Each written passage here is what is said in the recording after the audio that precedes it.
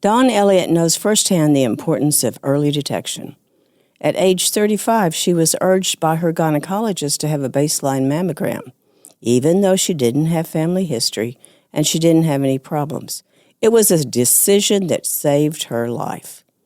Dawn beat all the odds, but it wasn't easy. She was a single working mother, and she knew she had to live. Since then, she has served on numerous cancer-related boards, led recruitment in massive studies geared to eradicate breast cancer, and won some of the most prestigious awards in the cancer field. But perhaps her most rewarding position has been here at the Rose, where today she's paying it forward by helping hundreds of other women access breast health care. When you subscribe to our show, you help us grow. Someone you know may need to hear this story, so please share with your family and friends and consider supporting our mission at therose.org. Let's talk about your breast. A different kind of podcast presented to you by The Rose, a breast center of excellence and a Texas treasure. You're going to hear frank discussions about tough topics, and you're going to learn why knowing about your breast could save your life. Dawn, thank you so much for being with us today. I know you and I have known each other for many, many years, and you've been part of the Rose's life in some way or another. So I want you to go back to the time when you were diagnosed and tell us just a little bit about how you were diagnosed, how it was found, what happened during that time. Sure. So I had an amazing gynecologist, Dr. James McBride, who is retired now. Mm-hmm. He delivered 3 of my babies, my sons. And he, I guess from the age of 30, he would tell me every year that, now, Dawn, when you turn 35, you're going to have a baseline mammogram. And I thought, okay, what's that about? You know, nobody in my family has had breast cancer, and I'm young. But every year he would remind me when he got closer. So when I did turn 35 that November, I didn't make my appointment. I waited until January. I don't know why. I just didn't go during my birthday month, which is November. So when I went, I said, so he's checking me, he's very, very thorough. So I said, you know, Dr. McBride, I have this little lump under my arm pit. And so he started, he felt it, and he said, well, I don't know, you know, let's check this out. And it's time for you to have your mammogram anyway. So this was at Women's Hospital. And that was when they had a mobile. They didn't even have their breast area in the hospital yet. And so when the tech was doing the mammogram, I could feel her. She was tense. And I said, something's wrong, and I don't know what it is. So Dr. McBride called me back, and he said, I need you to see a surgeon. You know, it's something suspicious. So he referred me to Dr. Tom at Methodist, who also had privileges at Women's. I think I had a biopsy first, and then they wanted to do the surgical biopsy. After the surgical biopsy, he told my family everything looked good. I was okay. 3 days later, but the path had to be sent out. 3 days later, I was at my mom's, and he called and said, it's suspicious cancer. And I froze, and the tears started rolling, and my mom says, what did they say? And I told her, and she just got quiet. And so I said, okay, what do I have to do? And so the recommendations were surgery to remove the area that they saw that was abnormal, and either to have a lumpectomy or a modified radical mastectomy. So my thoughts were, I want to live. I have these 3 little children, and I want to live. So if a lumpectomy is not enough, I'm fine with having a mastectomy. And so that's what I chose. And so when I went in for the procedure, when I woke up, everybody was quiet in my room. So it was my mom, my husband. I was married at the time. And so I said, okay, it's obvious that I had a modified radical mastectomy. But get me out of this little tiny room because I'm living. So I learned at that point that I had to show my family, teach them how to support me because they were all sad. And I was happy because I was alive. Interesting. Interesting. So you went on and had chemo and... So it was DCIS stage 0. So it was caught very early. Right. Dr. McBride saved my life because he said at 35, you're going to have a baseline mammogram. Dawn, this was 30 years ago. Yes. Right? And it's so interesting because you reminded me that 30 years ago, we could start a woman at 35. Right.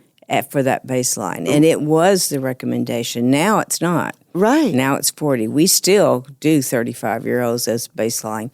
But I'm just really not stunned, but reminded that if we don't keep pushing and have doctors that push for younger women to have that mammogram, we're gonna lose too many of you. Right. I mean, that's just yours was 0. Zero. I advocate for that. I tell women, you can get a baseline at 35. Yes. You just have to ask. Right. It's not the recommendation anymore. But I am so thankful that Dr. McBride was adamant about 35. Right. You get your baseline. Right. And that's just another one of those things that have changed that were not good for women. Did you ever have a reoccurrence? Anything else that happened? So I had, when I got pregnant with my son, who's 23 now, Marcus, I actually had, breast changes. And so my breasts have always been cystic anyway. So there was something that they saw in the mammogram during the time I was pregnant. And I needed a biopsy. And I actually came here, and Dr. Malillo did my biopsy. And I remember how tender she was with me and said, Dawn, this is going to hurt. I really don't want to hurt you, but it's going to hurt. But she was very tender and gentle and let me know that it was going to hurt. But it didn't hurt as much because of the way, how comforting she was with me. So, but it was just cystic. I have busy breasts, a busy breast. Well, and that happens, and especially if you're pregnant, but it was good that you checked it out. Right. Now, that got you started in the breast cancer community. But you'd always been involved in something medical. Well, right? when I was pregnant with Marcus, I was actually already working at MD Anderson as the community outreach coordinator for the STAR study, which was the breast cancer prevention study. Right. So I could have had it at MD Anderson, but I don't know why I didn't. Maybe they were booked and I wanted to get it done right away, and I came here. I don't remember. To this center? To this center. Oh, how interesting. Yeah. Yeah, but it was negative. It was negative, and I've been fine. But you've been in this community work forever. Yes, because I got busy after I was diagnosed. I wanted to know about this disease, and I learned that it wasn't one size fits all. Everybody's story is different. Everybody's treatment plan is different. I moved on from MD Anderson to the University of Chicago, where I worked in a breast oncology clinic and cancer genetics and familial cancers. And so I saw everything. I saw young women. all nationalities. I saw the nations at the University of Chicago. And it was because I was so vested in what I do and have the compassion for what I do and for others. I had my pager on all the time. I was 1 mile away from the hospital, so patients would call me, and it was gratifying to work in a field where I knew I could give back and it was meaningful. Oh, yeah. You're So gonna patients make me just called emotional. you. They would page me, and I would meet them at the hospital. Or if they were in the suburbs of Chicago and they needed to be transferred, if they were at another hospital and they needed to come back there because the records were there, I would help facilitate all of that. But I was hired to recruit patients into clinical trials. So, yeah. That's a big stretch. I mean, it sounds like you were doing patient navigation. I was when yes. I was when there was really not such a thing. Yeah. But when I got there, Dr. Olapide told me, "I'm not going to tell you what to do. Make this your own."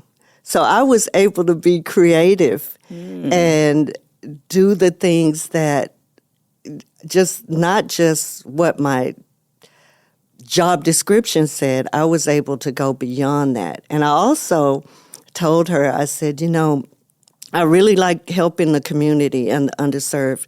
Can we go to Cook County? And she said, sure. She grabbed my hand and we took a taxi. We went to Cook County, and I went to Cook County once a month. Oh, my goodness. Yeah. That was a real area of need. Right. Yes.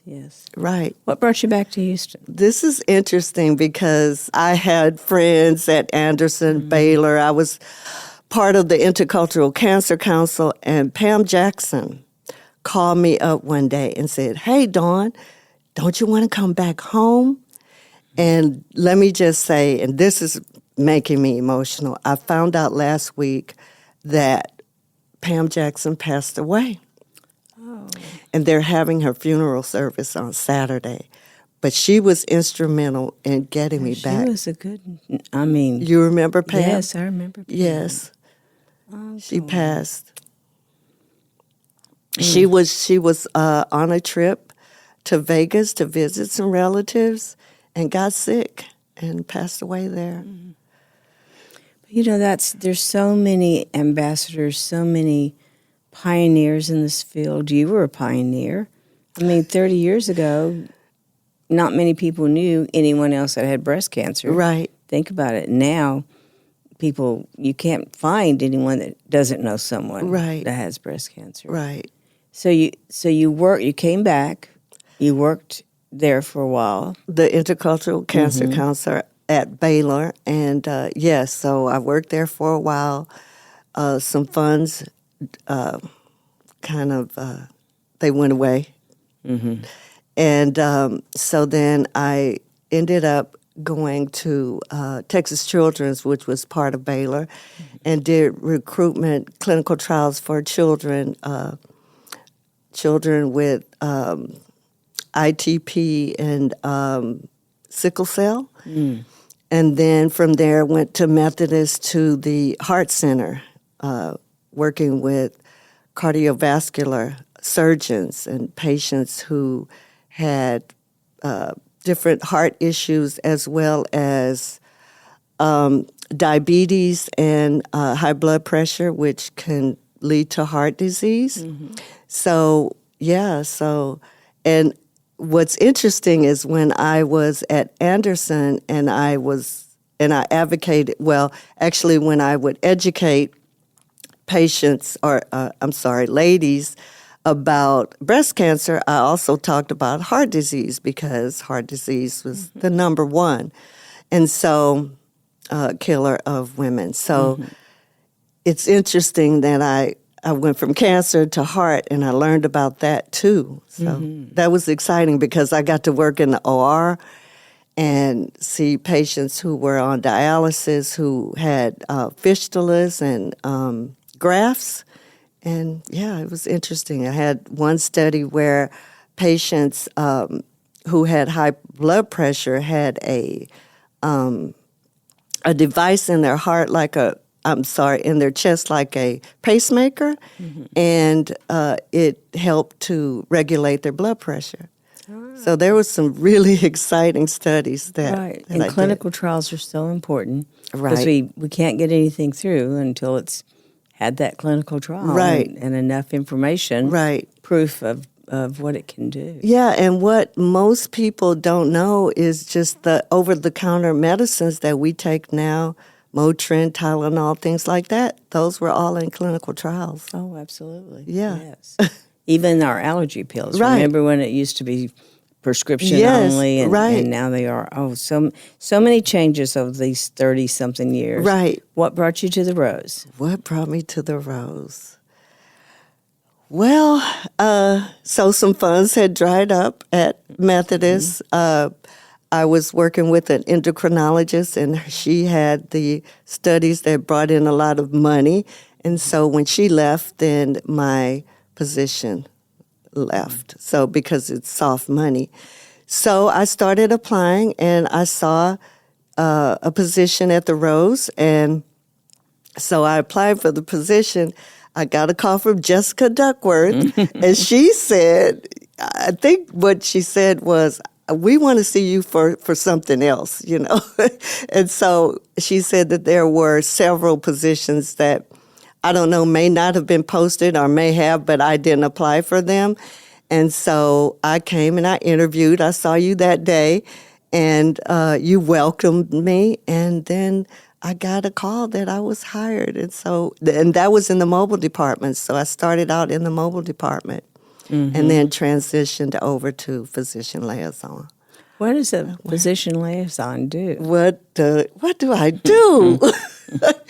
Well, I call on providers who send patients to us currently, and I find other providers who could send their patients to us. So I maintain those existing providers, and I look for new ones.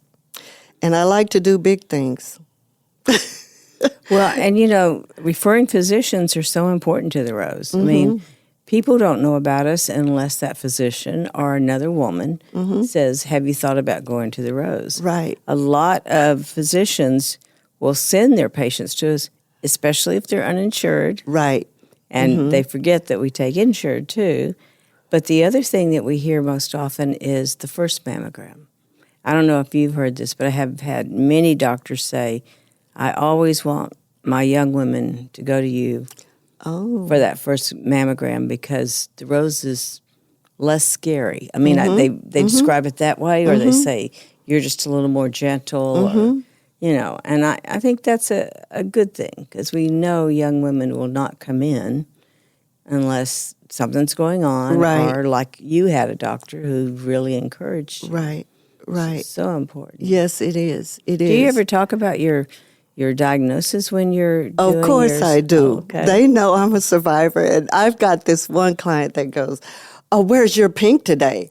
So I have to make sure that on the day that I'm in that territory, I have pink. And so I remember one day, maybe I didn't have it on, but I said, okay, well, I've got pink it's here, but I don't have it on today. But I try to do that for them because it makes them happy. And I get a lot of joy with seeing them because when I walk in and they're smiling, that everything's good. Oh, yeah.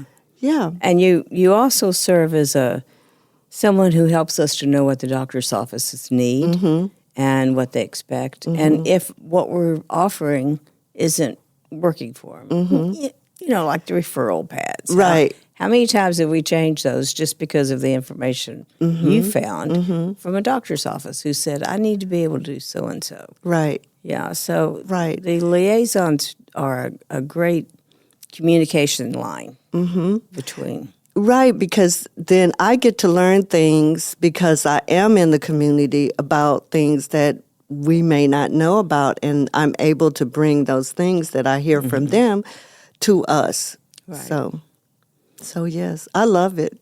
Oh, yeah. It's a very needed department service. We never had that. It was something that we kind of created. And it was because doctors are busy. They are. You know, you don't make appointments to go see them just to talk business Right. or to talk about what services we have. But when they get used to someone coming in, checking what else do we need to do, it can make a difference. Right. It does make a difference.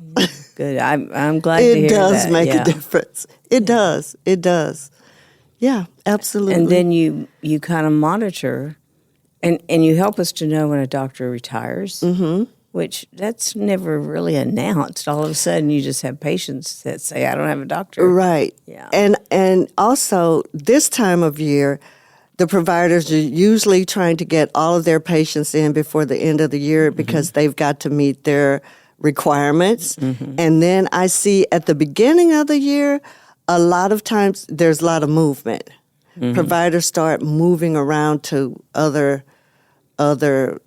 sites or Healthcare facilities. Yes, or sometimes live in office. Yeah. Sometimes they go out of private practice into, a hospitalist or something like that. Or, like you I say. want you to talk just a little bit about the importance of an employer's support when you have a young mother, because I never understood that until I heard that story. About me? Yes. So when I came here, my son was in elementary school.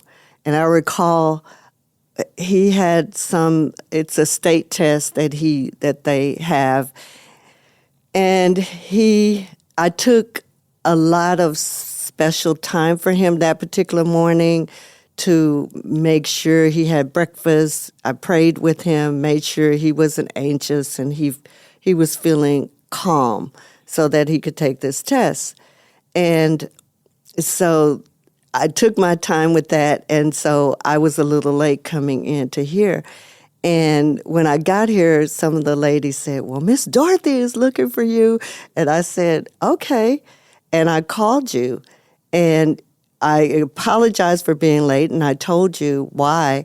And you said, "Well, that's great. You were able to do that for your child." It meant a lot to me as a single mom to be able to take care of my child and then come here and do my job. And at that particular time, you were writing an article, and you said you wanted my permission to say what year or something. She said, because they're going to know how old you are. And I said, I don't care about that. I'm alive. That's what's important to me. I don't ever mind saying my age. As a matter of fact, on Monday, I turned 66.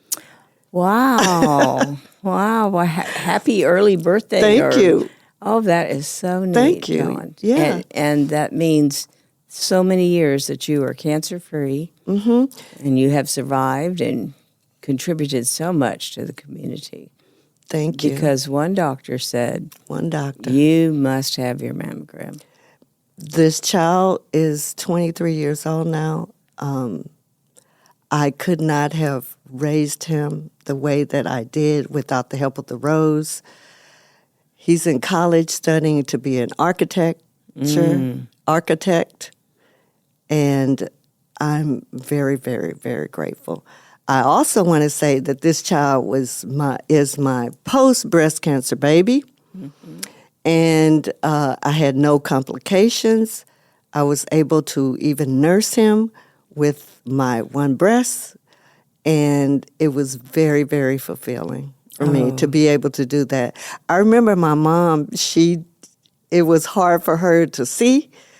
I said, "Mom, I'm able to give him part of me, my body." But she just, I don't know, maybe it was just for her. Well, you're her daughter. I'm Come her on. Yeah. Yeah. And she's no longer with us. She actually passed away when my son was 4 months old. So he never got to know her. Oh, what a shame. Yeah. All right, Dawn.